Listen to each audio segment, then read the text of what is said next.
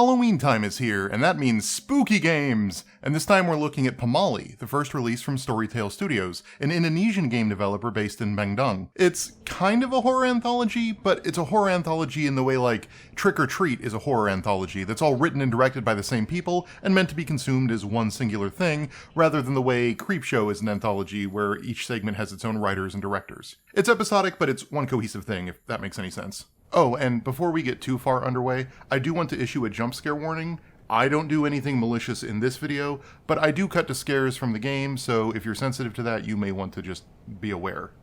Anyways, the framing device for these episodes is that you are a game developer on Pamali, doing research for each individual episode. You have a board that breaks down all the lessons you've learned about the monster that's at the heart of each chapter, which serves both to mark your progress and give you a summary of their mythos and general vibe. It also highlights one of the game's coolest features. By default, everything is in Indonesian, but you can hit the translate button to turn it into English.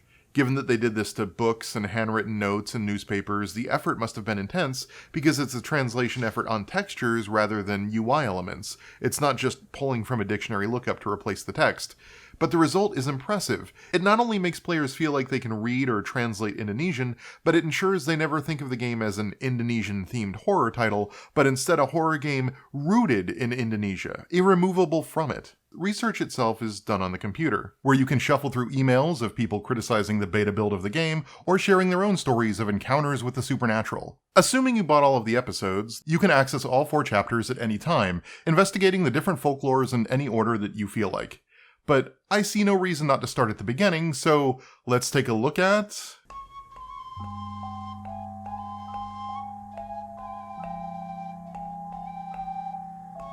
In the first chapter, you play as Jaka, a 26-year-old journalist who finds himself hard up for some cash. Hoping to make a quick buck, he returns to his abandoned family home to see if he can flip it. Unfortunately, he finds out that he's not as alone in the house as he would like to think.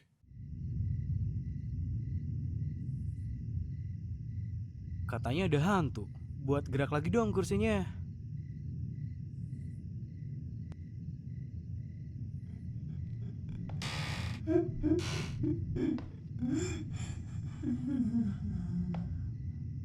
The core gameplay is, well, cleaning up a house while learning about Jaka's family and the ghost that haunts these walls.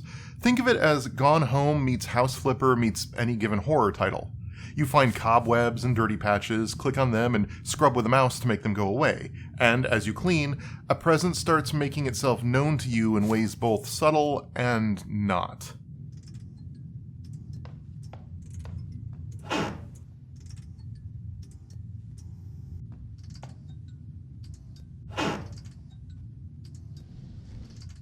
The White Lady is perhaps the strongest of the 4 chapters, and I think that's due to 2 things. One, it is at its heart a haunted house story, which I think is kind of a universal construct.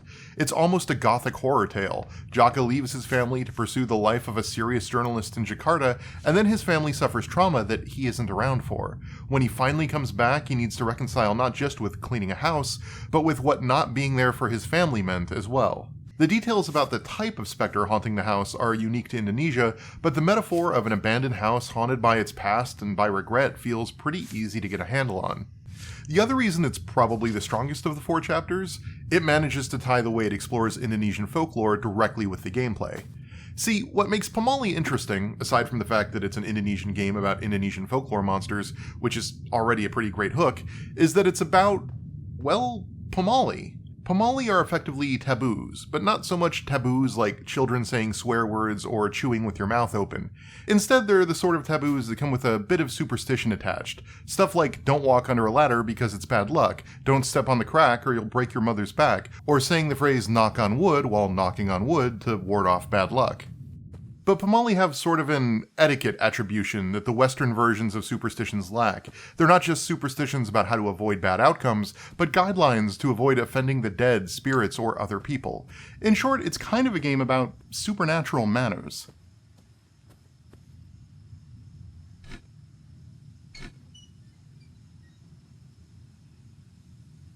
How this manifests in the game is that supernatural occurrences grow more prevalent, obvious, and frightening the more you break the taboos. But the game doesn't necessarily say what is or is not a Pamali in the moment. It saves that for an end-of-game report that summarizes the things you did to anger the spirits. This means, especially to non-Indonesian audiences, that you will say and do the wrong things. You will commit faux pas that anger the dead, and there will be consequences. And it's a really cool way to learn about another culture's ghastly superstitions. And frankly, some of them I totally get, like how bathing at night invites the spirits to mess with you. Becoming naked and vulnerable in the middle of the night is just fundamentally creepy. I get where that comes from. But it also means that you can taunt the ghosts into appearing. Snarky comments and dismissive, rude behavior are sure to make some scary stuff actually happen. Hantu, muncullah. There's a real, for lack of a better phrase, fuck around and find out energy where the game tempts you to intentionally piss off ghosts and then suffer the spooks that come along with them. And that breaking the tradition rule or threshold and then getting punished for it thing is a very horror movie trope.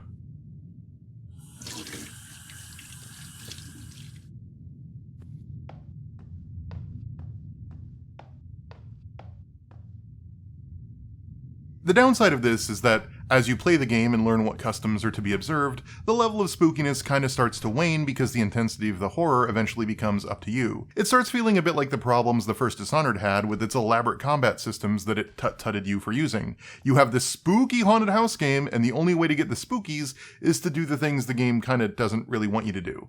Pamali tries to solve this problem by basically having a ton of different potential endings depending on what you do at key steps of the story.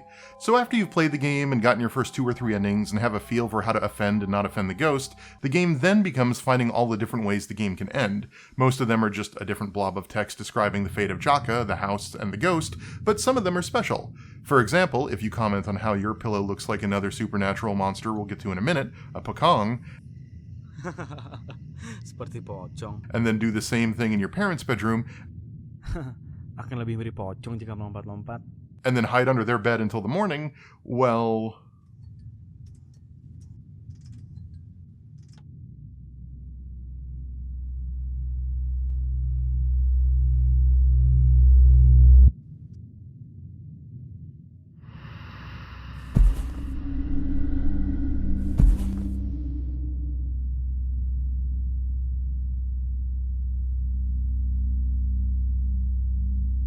I'm not sure how much of the plot of this one I want to spoil, both because it's probably the best one, and because discovering what happened to Jaka's family is much of the experience. But suffice it to say there are ways to sell the house successfully, to fail to sell the house, to find ways to make money other than selling the house, to help the ghost find its peace, and, in a few of them, to die.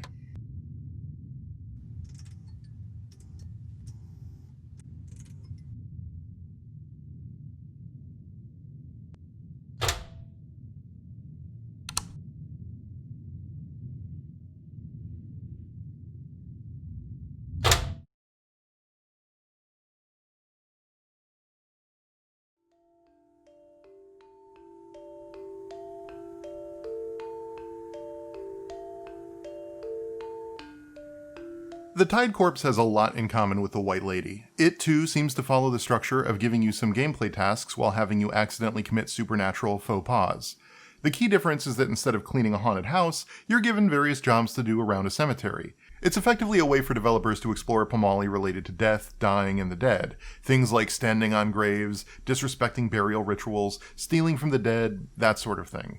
You play as Chechup, a groundskeeper for a cemetery who has no real experience or understanding of what it takes to bury people. You're just here to do patrols, to keep the kids out of the graveyard, and to care for the grounds. But when your boss goes out of town, you're tasked with burying the latest body to come in, and it's up to you to make sure you do it right.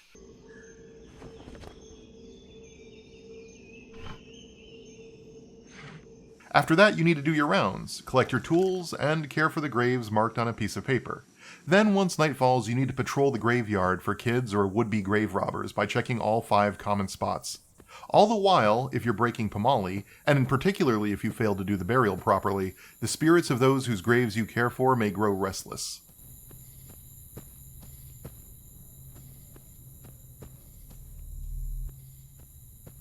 Part of what makes this one struggle a bit is an issue the whole game suffers from. It has a tendency not to tell you where critical items are, they're not highlighted in any way, their actual size, and the game only indicates if something is interactable if your cursor is on it. So hunting for, say, a single key can become a real pain in the butt. But where the White Lady had objects hidden in a house that starts with like 3 rooms available and slowly grows to only like 8, the Tied Corpse has you looking for tools scattered around an entire graveyard. And it's just real easy not to find them without a guide. My first time through, I made it all the way till late at night without even finding the shovel. But even once you find them and can get to work, the Tied Corpse is more unsettling than scary. There just isn't as much to be done in an open-air graveyard as there is in a house. The White Lady could move paintings and toy with furniture and even had a few scripted surprises of her own. The ghosts in the graveyard are largely just suggestive noises and blink and you'll miss it shadows several dozen feet away. Don't get me wrong, the atmosphere is great, especially when you pull up your map to find that last damn gravestone that needs cleaning and you're not even sure where you are in the middle of the dark in a haunted nighttime cemetery. It just doesn't have anywhere near the sense of pending danger that the White Lady managed to convey. Well, most of the time, anyways.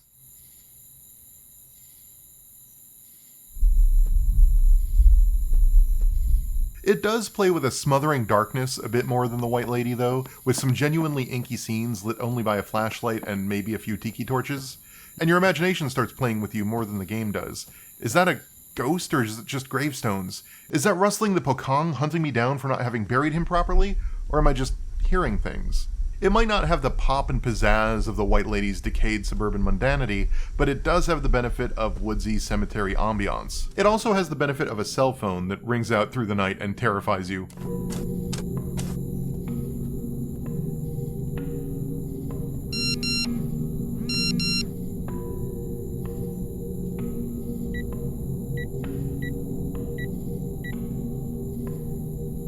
One of the other cool things about Pamali is that each of its chapters is set in a different time period, and this is set right in 2007, before the advent of the smartphone.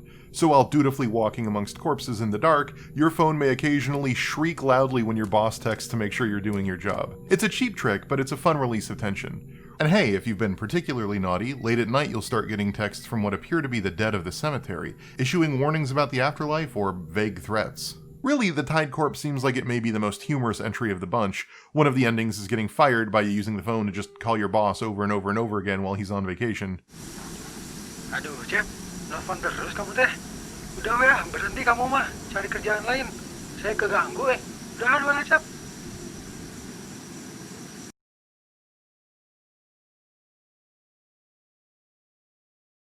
Another is trying to jump across a bridge over a river and just forgetting that you don't know how to swim.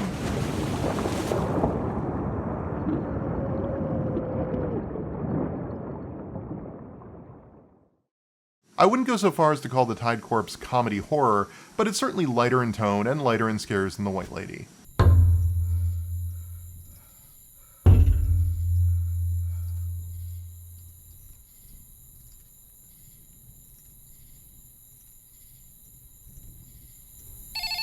Halo, Cecep.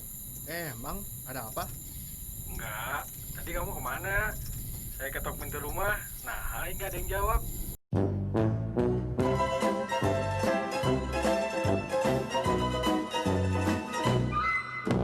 But if you're in the mood to hang out in a cemetery on Halloween night and the local weather doesn't allow for it, this is a spooky good alternative. Just remember to respect the dead.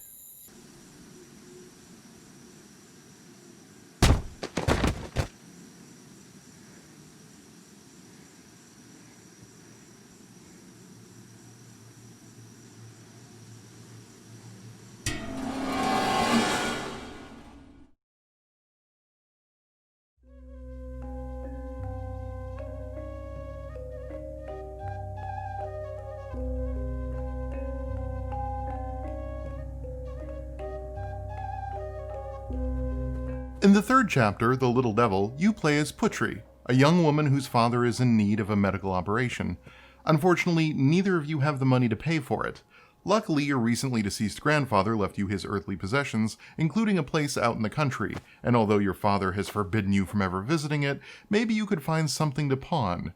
You arrive to find that he actually has a palatial estate, but that he may not have come by his wealth honestly. Now, The Little Devil is notable because with it, Pamali moves away from the somewhat unstructured formula of the first 2 episodes a bit.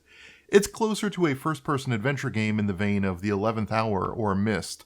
Lots of arcane puzzles and secrets to find as you uncover the story behind your grandfather's riches and the horrible things he had to do to keep them flowing by exploring his cryptic manor full of secrets.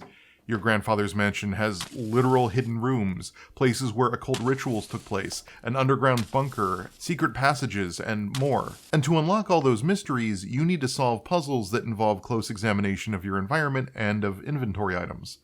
For example, in the very first room, you'll come across a vase. This vase holds a screw inside, which, when interacted with, opens the bottom of the vase to reveal a key to your grandfather's study that otherwise you couldn't get into.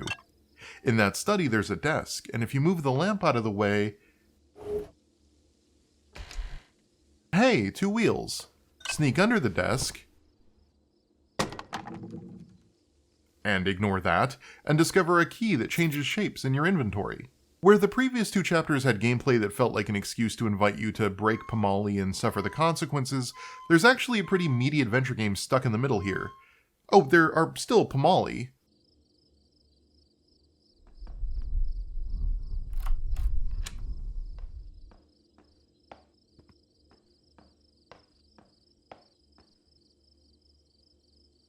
And scary things still happen in the house.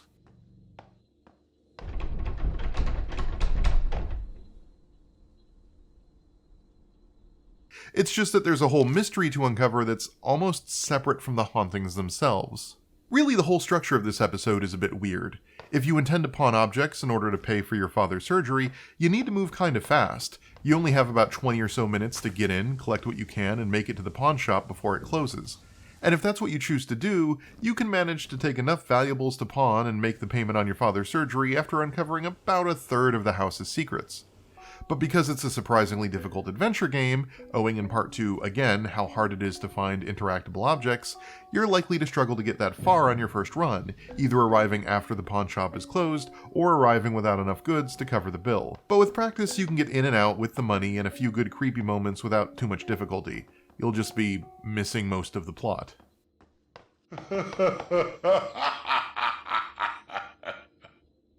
If you really want to invest in the mystery, you'll end up following a largely different path. It turns out that Granddad had made a deal with a demon known as a toyol, an impish, baby-looking monster that brings wealth to those who befriend it, but at great cost.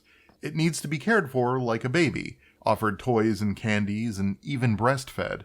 And it turns out that he had used his wife, your grandmother, his daughter, your mother, and one other woman in these rituals before they died. In addition to the toyol, their spirits are the ones that haunt this house, and that is the reason your father forbade you from visiting your grandfather. As you explore the mysteries of the house, you'll discover 2 different spells. One, an incantation that will allow you to claim the toyol as your own and use it to gather the riches you'd need.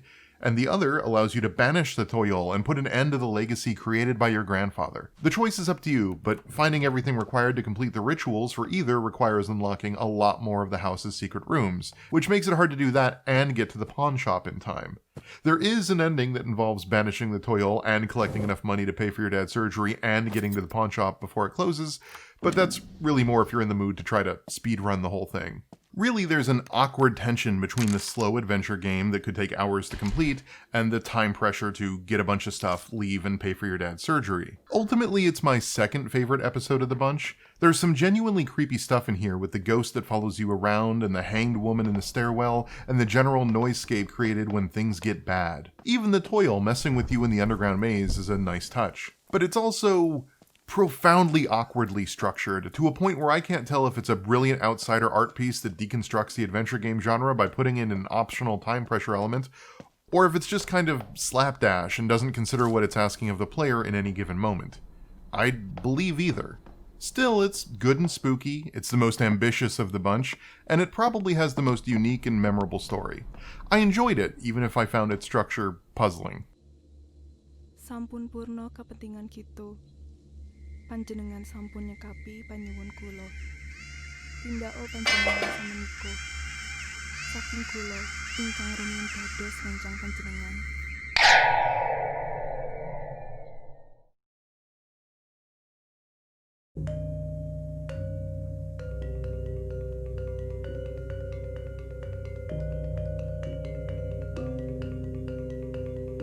The last chapter, The Hungry Witch, is about a Balinese legend called the Leyak, a cannibalistic witch whose head and entrails leave the body in search of pregnant mothers and newborns, as they like to eat babies. You may be familiar with the Leyak from the kind of infamous, kind of cult favorite Indonesian horror film, Mystics in Bali.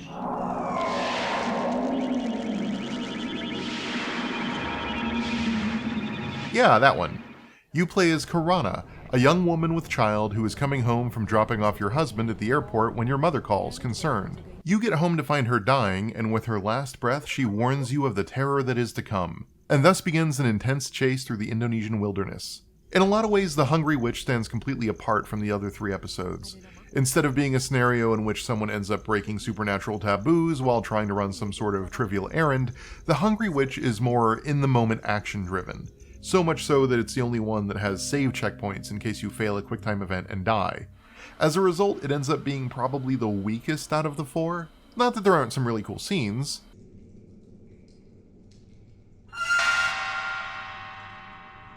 And the design of the Hungry Witch herself is a fun mix of penanggalons, traditional masks, and sort of a furry werewolf demon look.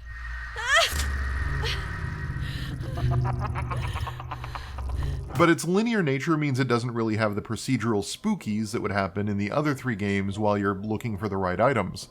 The game just slams to a halt until you find the thing you need to proceed, and then spooky scripted story scenes play out. Finding things is a pain in the butt in Pamali in general, but at least in the other chapters, ghosts were teasing you while you were exploring. Here, if you're not moving the plot forward, the ghost just doesn't exist. You're just traditionally stuck. And that's not spooky or interesting, it's just frustrating and boring. And I've mentioned this repeatedly, but the problem of finding items can be really egregious here. Like, look at this room. To proceed, you have to find pieces of paper in this room, but like, specific pieces of paper. In a room lined with newspapers, papers unrelated to the progress gate, random notes you could pick up, and trash. It is maddening.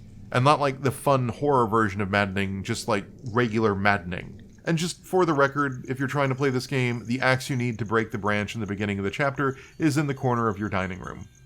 Because I spent 30 minutes looking for that damn thing. Additionally, there are actiony bits when fighting the Leyak that use the click and drag mouse input from everything else, but with a timer on top of it to make it actiony or QuickTime event-y, and it just doesn't work. Clicking, then flicking and releasing the mouse in a specific direction is just an uncomfortable gesture to do at specific angles in less than a second, and it quickly becomes apparent why most QTEs are just done with face buttons instead. It's not unplayably bad, it's clear their tools were built to do the other 3 stories worth of adventure-style gameplay, not so much this timer-based action stuff. It's the most traditional horror game style of the 4 episodes, but that means it's exploring really well-trodden territory and fails to make it really work. I still like it because I like jank horror stuff and because the Leyak/Penanggalan is just a really cool iconic monster in general, but I can't say it was ever really scary. Pamali is a fascinating little game. It's a neat way to learn about Indonesian monsters, folklore, and superstitions. And in its best moments, it can be downright scary in the best way, letting your imagination run wild with a creepy sound effect, broken light, or unexpected movement.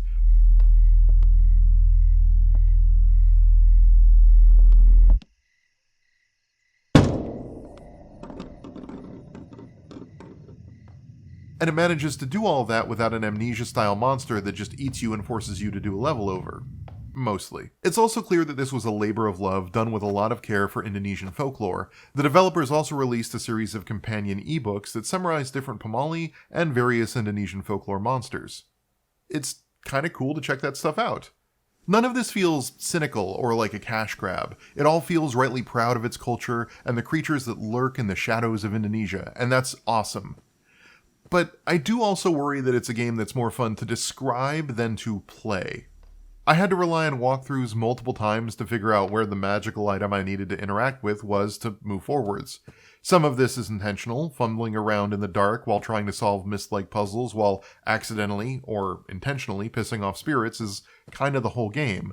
So I can't be too mad that it doesn't hold my hand to take me where I need to go, because it wants me to make those mistakes. But at the same time, I'm a jank horror game enthusiast, and I still struggled with it. I can't imagine this would play well with a wide audience given how much you need to work with it to really get it to sing. Still, if you are patient with it, or don't mind using a guide, it can definitely pay dividends for your Halloween spooky time adventures. I don't think I've ever played a scarier game about minding my manners.